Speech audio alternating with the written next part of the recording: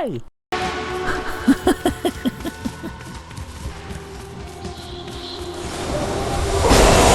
Okay, he did an AoE, surely. Surely! No? Nothing? No damage at all. So that's broken. Clearly broken.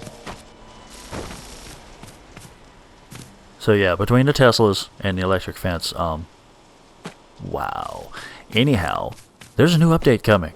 I don't know exactly when it's actually going to launch, but they just did a test this past weekend on Steam and Xbox. If you haven't done the PTR on Xbox, I'll have some details at the end. Any hoozles, the update itself is the combat update, where they're going to be adding some new attacks and new enemies and mechanics and stuff to sort of freshen it up, because admittedly, at its current status, the combat is just me mashy button smash. It looks pretty interesting. Me mashy button smash! Me mashy button smash! Me mashy button smash! So first off are the melee combat updates. They've added a lock-on targeting. Aside from just having the block, you can now parry attacks.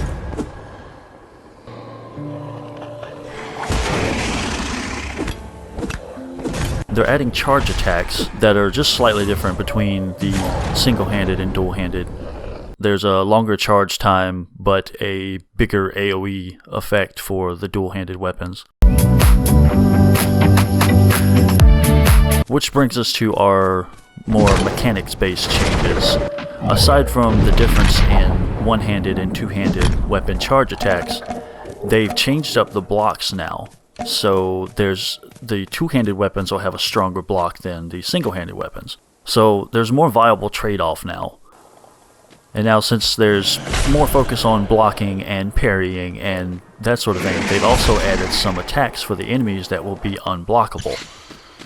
So just look out for the little shield icon, or the broken shield icon I guess I should say, on attacks such as the Stalker's Charge.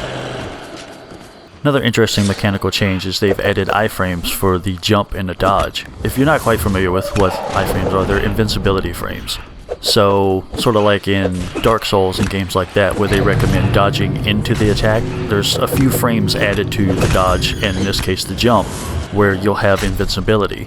And if you can time your dodges and your jumps just right, you can phase through attacks. They're adjusting the raid priority. At current, basically, if an enemy comes through and they break part of your fence, they kind of go to the next fence, or they just go to whatever's next closest. This change is going to be where they'll break through the fence, and whatever the next highest value target is, they'll go to. So they'll probably break through the fence and actually penetrate into your camp now, instead of just bebopping along doing basically nothing.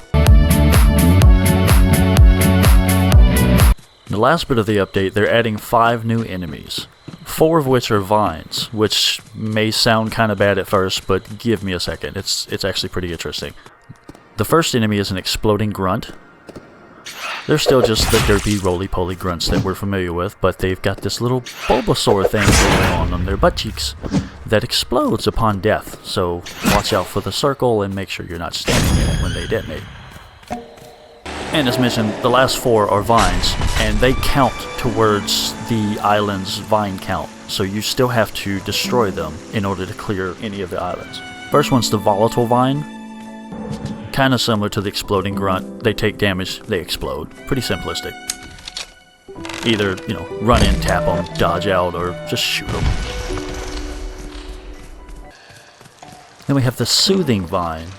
I didn't run into too many of these, and depending upon placement they could definitely be a problem.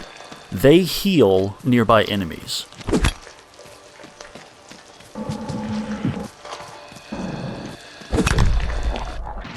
The Aether Vine also works as a buff for the enemies, but it gives them a sort of Aether shield that has a similar effect as if you were standing in the water or too close to one of the vines.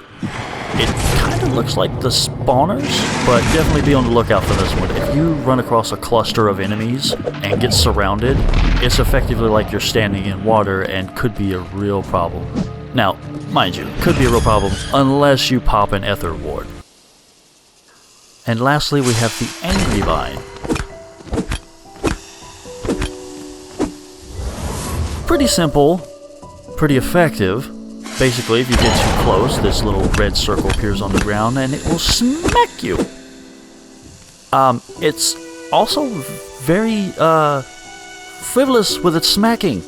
It'll hit enemies, which is freaking hilarious. One thing I've noticed about these is don't go for the base, go for the actual bulb. So either take them out from range or wait for them to attack and dodge out of the way and pop it either way. The base has the ether effect and doesn't really seem to take damage.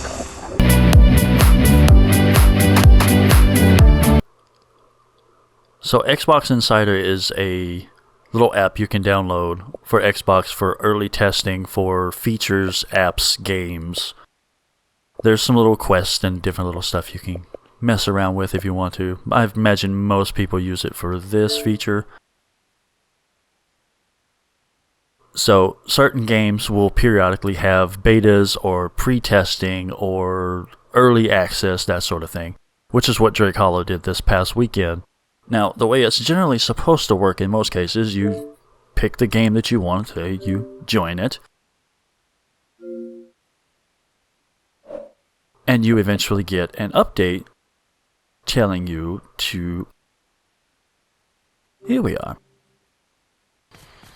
Now, that's the way it's supposed to work. I've used this for Grounded and now for Drake Hollow, and in both cases, it was not that simplistic. What I ended up having to do for Drake Hollow is you have to uninstall the game, join the Insider beta program, reinstall the game, which will give you an updated beta version. Now, this beta version, if they happen to do this again, something to keep in mind, this installed beta version is a wipe. So your character is reset to start, you have no save files carried over, there's no nothing. You get all of this back, but as far as the beta is concerned, you will only have whatever you play during the beta. Now once the beta was over, there was another update for Drake Hollow, which basically made that a useless app. Once you open it up, it just tells you, thanks for playing the beta, have a nice day. You have to uninstall Drake Hollow again, because it's now listed as Drake Hollow Beta. Go to the store, install Drake Hollow, all of your save files and everything is back. So yeah, that's the bulk of the update. Not exactly sure when it'll launch. I would imagine within a couple of weeks to a month maybe. But it'll be pretty interesting when it does.